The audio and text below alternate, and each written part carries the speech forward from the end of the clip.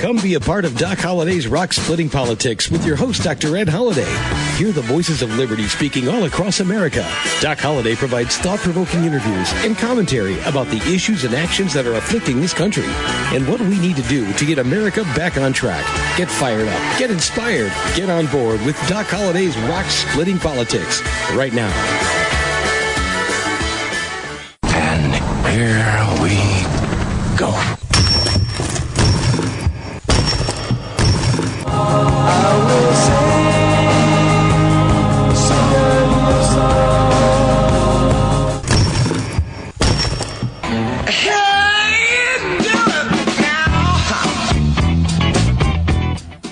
And once again, that's the sound of rock cracking. You've got Doc Holliday's Rock Splitting Politics right here on webtalkradio.net. I'm your host, Dr. Ed Holliday. And wow, last week we had some more rock splitting politics. Rocks were rolling down Capitol Hill. Why?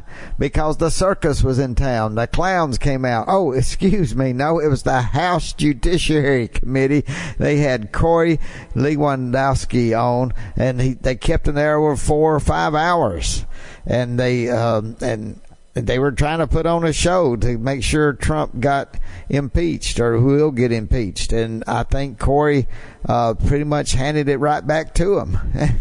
We're going to listen to some of the House Judiciary Committee hearings with Corey Lewandowski there. And, of course, if you don't know, those who don't follow politics as close, Corey was Donald Trump's first campaign manager, and then he ran into a little trouble, not from Trump, but from the media saying he was too mean, and he was mean and pushing reporters down. And anyway, they got a new campaign direction. But Corey helped get Trump started and was with him for many, many weeks and months leading up to the when the caucus is getting ready to start in the first primaries. But listen, before we get to that, there's a sound that you've heard before, some words you've heard before. I want to play them for you. Then I'm going to play a little clip from Fox News' Greg Jarrett, and he had Tom Fitton from Judicial Watch on, talking about someone that we've heard in the news, someone who's well respected at one point in his life, and high up in the FBI, acting director of the FBI, even when Donald Trump was president. So let's take a listen to this, and then we'll get on in the show with Corey Lewandowski and the circus, and what became a circus, which started out as the House Judiciary Committee hearing. This is CNN, the most trusted name in news.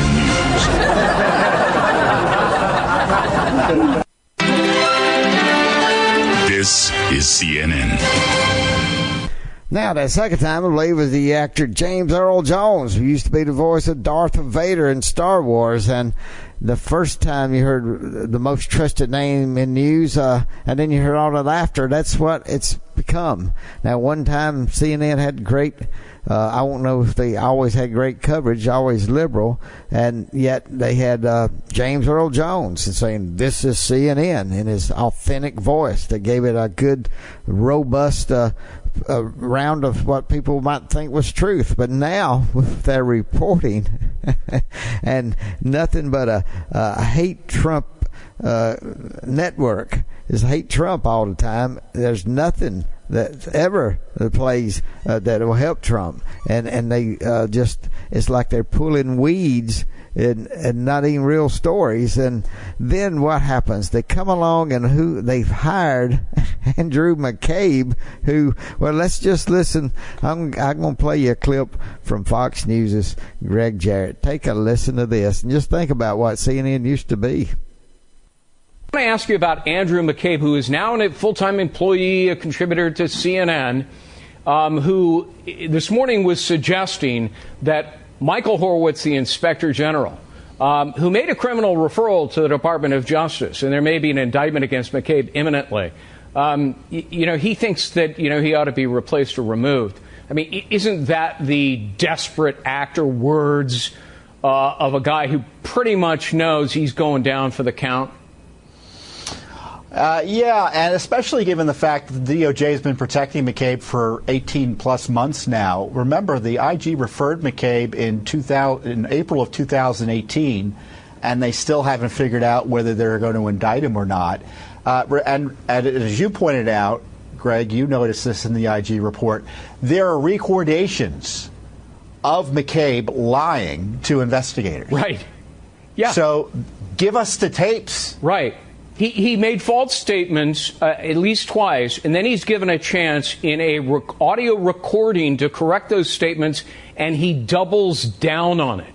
And, you know, everybody knows this. CNN knew it. CNN knew that there's a criminal referral against the guy that CNN hired, and he's on, you know, almost every day. This morning he's on talking about corruption. This guy is the symbol of corruption, isn't he? Yeah, exactly. And, you know, and there's this big problem at the FBI and, frankly, the Justice Department. We had documents that included McCabe's misconduct showing that there were 14 FBI agents and senior officials like McCabe who improperly leaked classified, sensitive, or grand jury material. Not one of them were prosecuted. I think there was only one, and many of them got away with even a lighter punishment than the Office of Professional Responsibility recommended. But CNN hired him, notwithstanding, probably because a month before the Mueller report came out, McCabe went on CNN and said, "Gee, I think the President of the United States is, you know, may be a Russian agent." That is music to the ears of CNN, guaranteed to get you a job offer. To them, it's like Bach, Beethoven, and Mozart all rolled into one. Well, you know, when CNN hired Andrew McCabe to be a contributor, and no telling what they're paying him, they probably felt sorry for him and giving him a huge contract. Who knows? But I do know this, that CNN is not doing themselves any good with trying to get people to respect them. As a news organization, you look at the eyeballs that are watching CNN.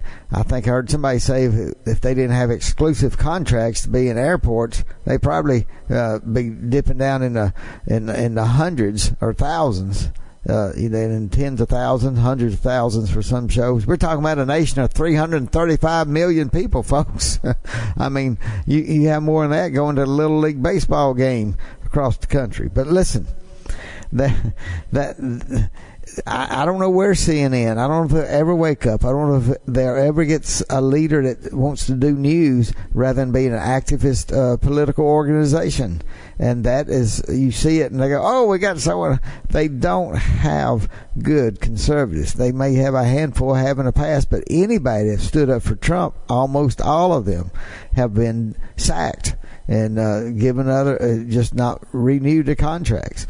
And it's pretty ugly, really ugly. Now, Fox News will have some liberals coming on and try to do fair and balanced, but CNN is nothing fair and balanced. And they're always trying to pick on the same people. And they always have them outnumbered. And they always have liberal loud mouths and that just don't give any time. So CNN's ratings, if they keep being a partisan hack like they have been, then maybe they'll go into double digits, and maybe sometimes some shareholders of these public companies which own CNN maybe they'll rise up and say, "Hey, we've had enough." I will say that continue watching Andrew McCabe. When I say watching him, I don't mean listen to CNN. Let's don't give him any more eyeballs. But I will say this. Let's see what happens to Andrew McCabe. Is he a great American? I don't think so. Not lying, not being a part of a coup attempt, and that's an alleged coup. I hope our new Attorney General, Bill Barr, will really get down to it and let the American people know the truth. That's what people want to know. They want to know the truth. And that's what was happening on the Judiciary Committee. Everybody wants to hear the truth, but you got a clown as the chairman, and this chairman is Congressman Nadler from New York, and he's so insecure, and he thinks so little of the Democratic Judiciary Committee members, and most of them are probably lawyers. A majority of them are lawyers. on the Judiciary Committee. He does not have faith in them being able to ask decent questions, so he hires counsel for 30 minutes, goes nonstop like a court trial trying to wear down Corey Lewandowski. And I just have to tell you that the job and the intensity that Corey Lewandowski went through, and he did an outstanding job. And then there's a lot we can talk about. But let me play this 3-minute clip. There was a lot that we could talk about, but let's hit some of the highlights and talk about that, and then we'll get some more about what happened on that 4 or 5 hour hearing going up. But let's take a listen to this clip right here. When the president asked you to deliver his message to Sessions, did the president tell you that Sessions had already said no? Volume 2, page 107? Again, Congresswoman, I recognize that the privilege is not mine, but I've been asked by the White House to... Congresswoman, I'd be happy to answer your question, or you can just have a conversation by yourself. But if you'd like to ask me a question, I'll be happy to answer. I'm going to continue. The reason is well, then don't ask me a question if you don't want to hear my answer. I'm reclaiming my time. This is a House Judiciary, not a House party. So if you ask me a question, give me the opportunity to answer your question. Mr. Lewandowski, I'm going to put a slide up, and it's the words that President Trump dictated to you on July 19. Can you read what you wrote down? I'm happy to have you read it, Congressman. Well, why don't you want to read it, Mr. Lewandowski? I think you should afford me the same privilege you afforded Director Mueller. Would you like to read it? No, you're welcome to read it.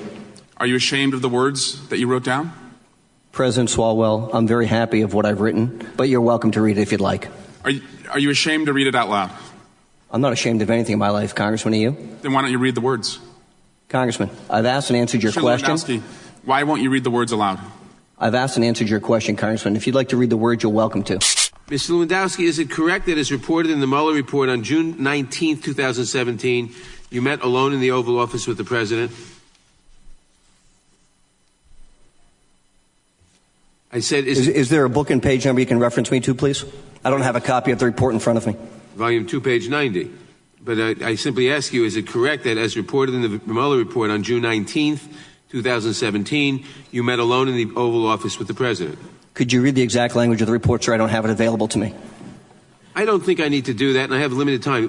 Did you meet alone with the President on that date? Congressman, I'd like you to refresh my memory by providing a copy of the report so I can follow along. I'm sorry, Congressman, what page was it? The clock should have been stopped and should remain stopped. Page 90, volume 2. Okay, and which paragraph, sir? I don't have it in front of me. I'd like a reference, sir, so I can follow along on what you're asking. Do you not have an independent recollection of whether you met with the President on that date? Congressman, I'm just trying to find in the Mueller report where it states that. Well, you have it in front of you. I gave you the page number. Okay, where on page 90 is it, sir? Mr. Chairman, you got to start the clock. I think that this fake Russia collusion narrative is the greatest crime committed against the American people in our generation, if not ever. This is a president who was duly elected by the American people, and members of certain bodies refuse to accept those election results. If this were done by a different president to a different party, the same way it was done to Donald Trump, that person would already be thrown out of office and people would be in jail. But when you support Hillary Clinton and Barack Obama, there's a different set of rules. I think the American people find it very unfair, and there's been no accountability at the highest levels of the government for the Pfizer abuse applications which transpired, the spying on Americans clearly in violation of the Fourth Amendment, or the lives that were ruined because they simply wanted to support a candidate for President of the United States, and I think it's shameful. Now, I should say that clip was actually put together by Blaze TV, and we got that clip to let you hear just a tiny bit of the highlights, but some of the frustrations, and the Democrats were fully frustrated. And then did you hear Corey Lewandowski saying President Swalwell, because Swalwell's the first guy to drop out of the Democratic, 25 or 30 of them running for president. And, last week saying that, the mayor of New York dropped out of the presidential race. I think Trump had a couple of things to say about that. In fact, let me play that just a minute, and then we'll talk more. We're going to have a break here in just a second. Let me play what Trump had to say about Mayor Blasio of New York dropping out of the race for Democratic nomination for president. First up, Bill de Blasio, our wonderful mayor of New York City, dropped out. I know you're stunned by this, of the presidential race. He was polling at around 0% on a good day. Once in a while, he was at 1%. President Trump, of course, not missing an opportunity to have a little fun with all of this news. Watch this. I see that our part-time mayor will be now going back to New York, so he'll be able to work a little bit harder. But he dropped out of the presidential race a little while ago. Too bad. He had tremendous potential. He only had one real asset. You know what it was? Height. Other than that, he had nothing going. And that was from Fox News' Martha McCullough show. Now, let me remind you, listen to Doc Holliday's Rock Splitting Politics. You're listening to us right here on webtalkradio.net. We're talking about the circus, that atmosphere, the three-ring circus, the clowns that were poured out of the Democratic control of the House Judiciary Committee and in the U.S. Congress, and it was really funny. We're we got to get you a few more clips and listen to what happened last week. We're going to do that, but let me remind you that not only you're listening to Doc Holliday's Rock Splitting Politics right here on Web Talk Radio, but you're also have the ability to go to the front page of our show right here on Web Talk Radio, and you'll see the book cover of a book. It's called Bedrock Truth. Just click on that. Should take you to the website where you can order the book, Bedrock Truth. That's written by me and Dr. Alveda King and Dr. Alex McFarland. Love to get a copy of that book out to you. And also, just remind you that we have some archive shows, and we've had some shows that you just got to go back and listen to. Some really good shows that it'll cover some things you may not have heard before. Again, 3 or 4 weeks ago, go back in the archive, look for the show with Patrick Byrne, former CEO of Overstock, and he's been credited with helping start some blockchain companies, and the blockchain, some people call it is like the beginning stage of internet phenomena that happened back in the early 90s, mid 90s, and so. But he resigned his position, and go back and listen why, because he's caught up in all this stuff. They're waiting for Attorney General Barr to put together and let the American people know what really happened. So please do that. But now let's talk a little bit more, or let's listen in to some of the hearings, some of the highlights there of the Corey Lewandowski hearing that happened, and that looked like a three-ring circus last week, because the Democrats, they're on that committee. They are the silliest. And one thing I want to bring out, back in 2018, they wanted to get control of the House, and they told the American people, put us in position of leadership, and we will do things that will help the American people. And now doing this, they are spending their time doing this, and that's exactly what. Let me just play a little bit from the minority leader there on the committee from Georgia. Listen to what Congressman Collins had to say about this crazy set of circumstances. Well, thank you, Mr. Chairman, and thank you for introducing this hearing, which is now, as you said, under the new rules. It's sort of the old school, the old rules of the new rules, the new rules of the old rules. These rules were here all along.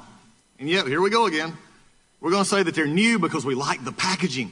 I've never seen a majority so amazed with packaging in all my life. You know why? Because they can't sell what's inside. They can't sell the product.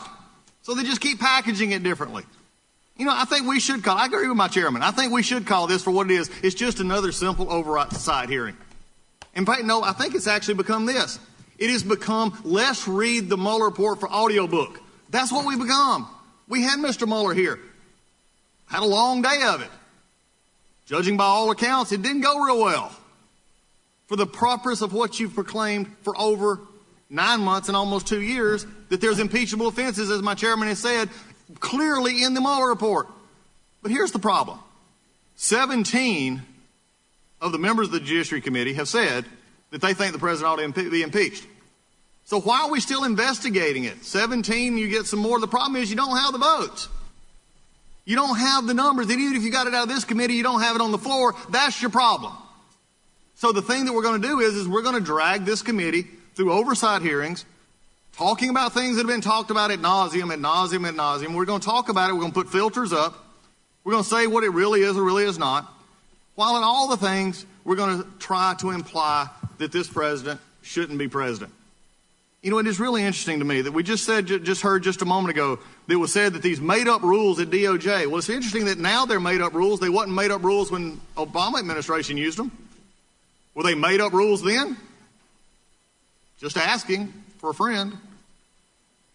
You know, this is amazing. As we come into this situation, the chairman also said that while we're doing this and stopping committees from searching into products like the immigration issue and foreign influence, I just want to remind everybody here watching and everybody here to see the show today, and also to remind the majority that they have complete jurisdiction over immigration. We have complete and total jurisdiction over immigration for the most part. All we have to do is, if you want to fix the border, put a bill up. You don't want to do that. You like this. You like having the press here. You like the cameras. Because it makes it appear like something's happened that's not. But the real thing, and it's coming out starting, the American people are starting to get it. They're starting to get it that if you're just howling at the wind, you're not doing anything. You're making them think you are, but you're not. So don't bring to me immigration anymore that you want to deal with it. You just want to bring administration officials in here and yell at them because what you don't like is happening. And I agree, we need to fix it. Bring us a bill. Bring my bill. Bring your bill. But do something about it. Quit talking about it. Foreign influence. The only real thing we all agree on in the Mueller report was foreign influence from Russia. But yet, where's the bill? Where's the bill? Where's Waldo? Where's the bill? We don't do anything about it. We like to talk about it because we... That was Congressman Collins from Georgia there. He was the ranking member, meaning the minority. The Republicans there in the committee can't get enough votes to get things out of committee or stop. But several times they did bring up a point of order and had roll call votes.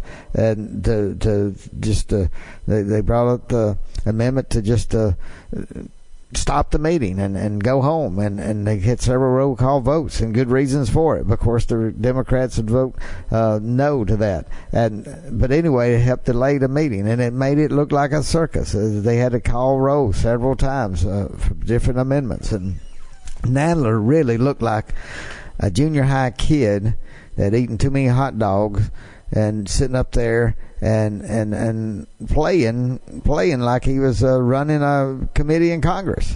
I mean, it looked like someone that is really not all together there. And I think it's an embarrassment to the Democratic Party. And when the Democrats under Nancy Pelosi, the House Speaker, said we are going to do things for the American people, and now you got this renegade, runaway Democratic chairman of the Judiciary Committee, Nadler, scared to death that the left's going to primary him, so he's got to look like he's doing something, but he's wasting the taxpayers' time and money. And they love the TV cameras. And, of course, the media, they salivate to get words from Chairman Nadler because he says he's going to impeach this president.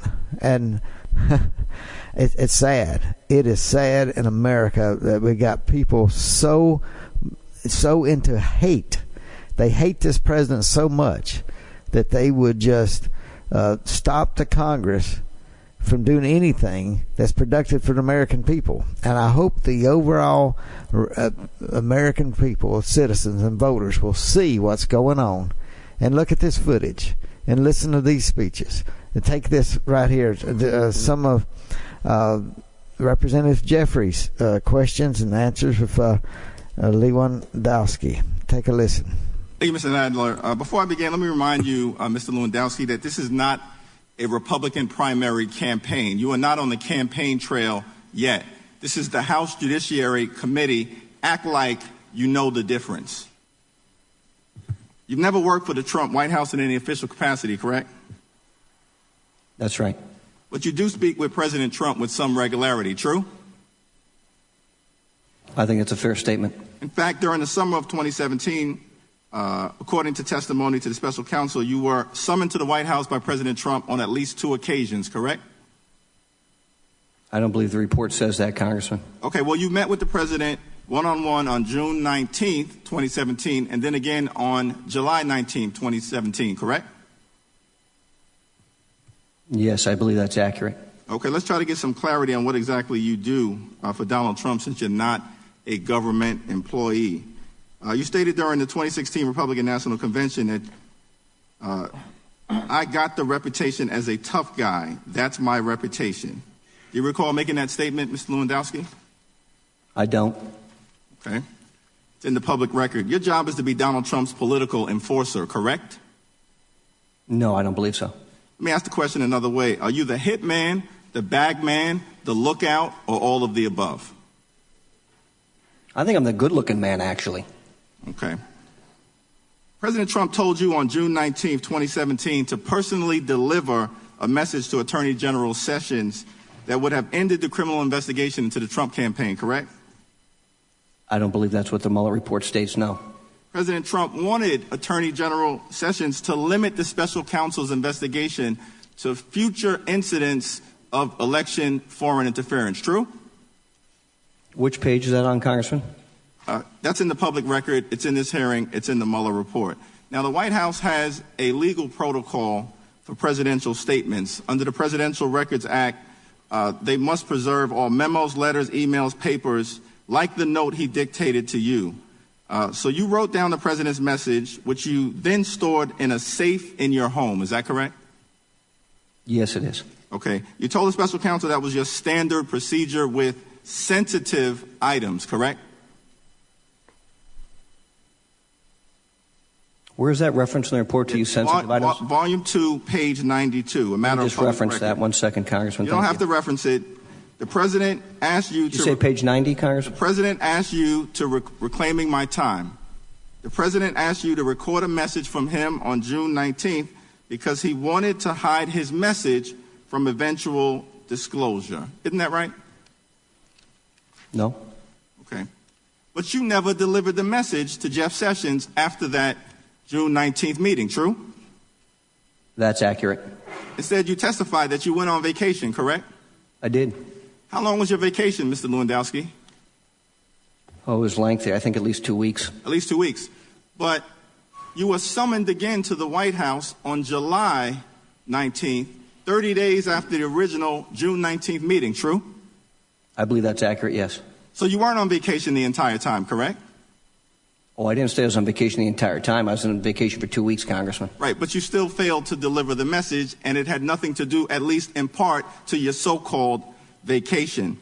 Now, the July 19th meeting occurred just a few days after new information came to light about Russian operatives meeting with high-level Trump campaign officials.